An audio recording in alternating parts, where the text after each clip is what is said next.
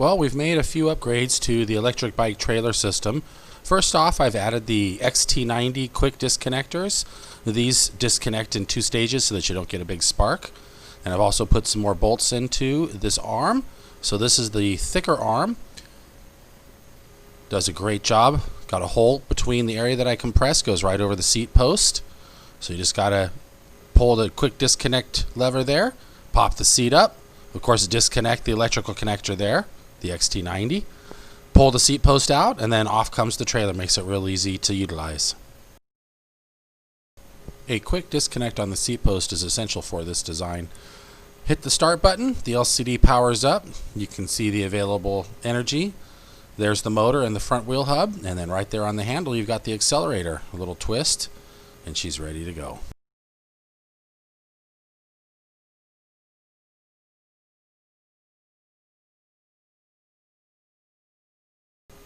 The bungee cord helps to secure the lid in case we're going over bumps, don't want everything to come flying out. For access, just pull the cord back, pop the lid off, and then there you are right inside. You can see the batteries. Used expanding foam to keep them from jiggling around. It's done a great job. They don't overheat or anything. Stay perfectly in place.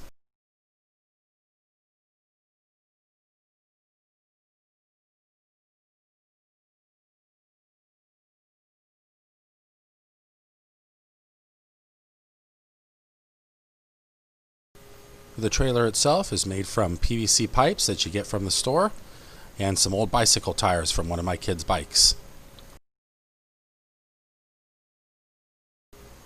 I've got about a 5-mile round trip from my house to work, and here's our beautiful coastal bike path. This is the extension that goes about 160 feet up the hill. It's about a 3% grade all the way down to the coastal bike path.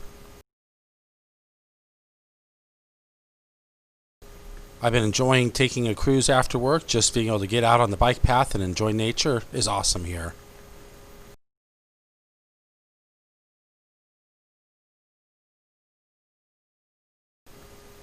It's wonderful to come sit in this little pavilion overlooking one of Kauai's remote beaches. Isn't it beautiful? A few upgrades. I went ahead and put in some 3-inch bolts just to reinforce where the connecting arm goes to the trailer, and then I painted everything, including the wires. Made a little shelf out of 1/4-inch plywood and painted it to match. This setup has been very handy for going out for snack runs or up to the local mini market to get some groceries. Saves me a lot on vehicle expenses. The new connecting arm is doing great. Couldn't be happier with the design. Added some LED running lights and some reflectors for added safety. With a couple extra bungee cords, you can carry just about anything on top of it. Even carrying the heavy trailer, I'm really impressed with the speed. Check it out.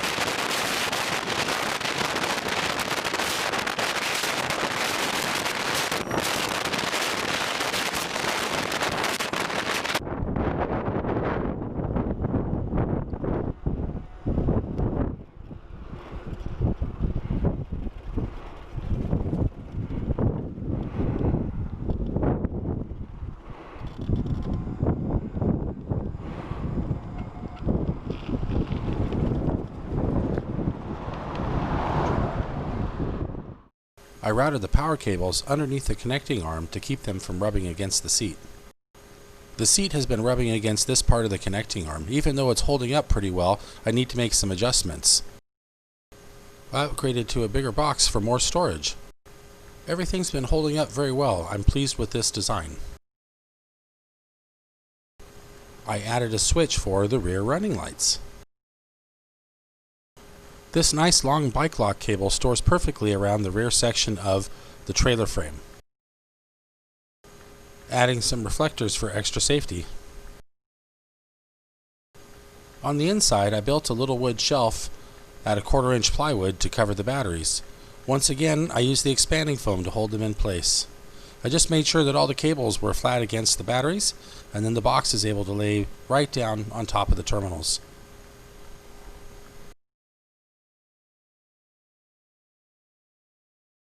With a nice big quick connect for the power cable and for the seat, it makes it easy to disconnect and reconnect the trailer.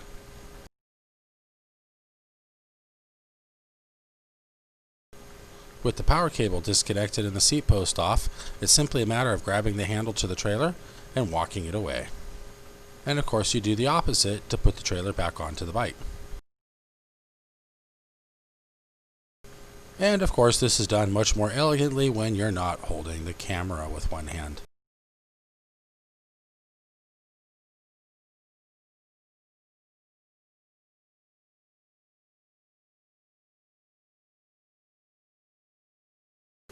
Once you connect that power cable and you got the seat post in and clamped down, you're all ready to go. This type of box lid snaps on either end, so I found that I don't need a bungee cord to keep it on. Been really happy with this seat post connecting arm. With just a little bit of a bigger hole than the diameter of the seat post, there's enough play that I can turn corners and lean the bike on the ground without flipping the trailer. Very happy with that. Here I am carrying a bag of Sackcrete. Boy, that was heavy, but we made it. With the little ledge on the top of the box, it makes it easy to put cargo up there as well. This has become my daily driver. I haven't used my cars in about 2 weeks. So let's talk about how these batteries have been performing, considering that I'm dragging around about 240 pounds worth of batteries in this trailer behind the bicycle. I've got a 1200 watt motor, and with the batteries put together, I've got a 48 volt battery. I'm able to charge it to about 53 volts and then drive it down from there. When I first got them, the range was about 11.5 miles. At this point, I'm struggling to go about 5 miles, which is the round trip distance to my work. This includes an elevation gain of about 160 feet. With a 24 amp hour lead acid system, we were able to use about a third of that, so about 8 amp hours when the batteries were new and fresh. After about a month and a half of using them, we're getting about half of that, so let's say we're getting about 4 amp hours. The prices on the cheap Chinese lithium batteries have come down quite a bit. For a 48 volt 28 amp hour battery, I'm able to get one now for just about $300, whereas before I could get a 16 amp hour battery for about $900. On Alibaba Express, there was a 36 amp hour 48 volt battery advertised for sale for $68. With a 2-year warranty and a money-back guarantee, I had to give it a shot. So now I've got 2 batteries on the way, and we'll see what we can do with that. Stay tuned.